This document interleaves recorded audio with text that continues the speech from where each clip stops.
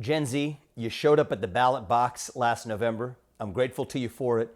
You helped elect Republican majorities across the country, and you stood up in a way that defied what pollsters thought would be the way you vote. But now it's up to us to actually deliver on that. I say that as somebody who's running to lead my home state of Ohio. That's the standard I expect you to hold us to. It's now up to us to actually fix that economy for the next generation. I understand why many of you are cynical, even jaded about the idea of the American dream. You feel like you work hard, you graduate from college with debt on your shoulders, yet you can't afford a new home because the cost of housing is way too high.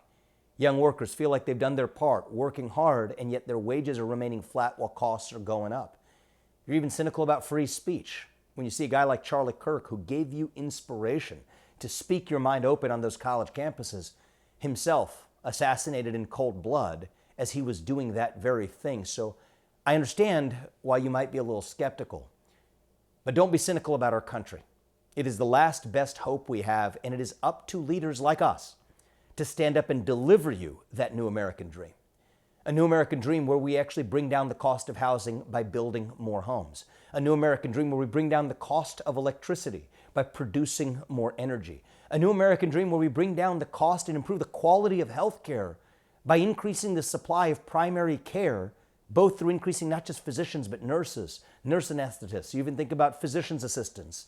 All in an era of AI, you're able to actually provide everything from procedures to primary care at lower cost. That's the way we do this. Increase the supply of what matters. It's not by complaining. We're not victims, we're victors, right? As Americans, we don't whine, we win. That's who we are. But it's up to us to actually provide those tangible solutions. It's not about right versus left.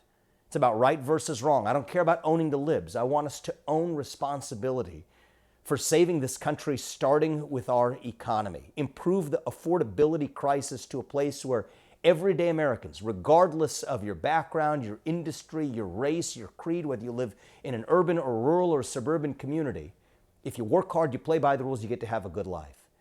Now, let's talk about those electricity costs. In the Midwest, including in my home state of Ohio, they're tough.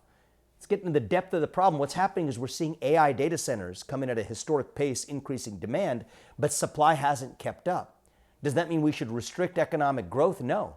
It means we need to produce the supply to actually make sure we keep electricity costs flat or down, when in fact they've gone up 50% this year versus last year, and they're going to go up 50% next year over this year.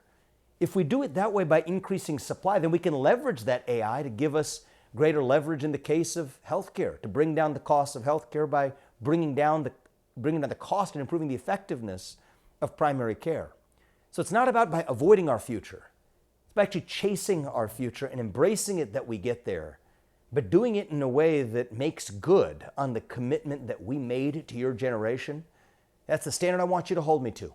And I'm confident we here in Ohio will demonstrate what bringing down costs and bringing up wages looks like in a way that actually expands the size of the economic pie rather than just fighting over the scraps of a shrinking pie. That's yesterday's politics.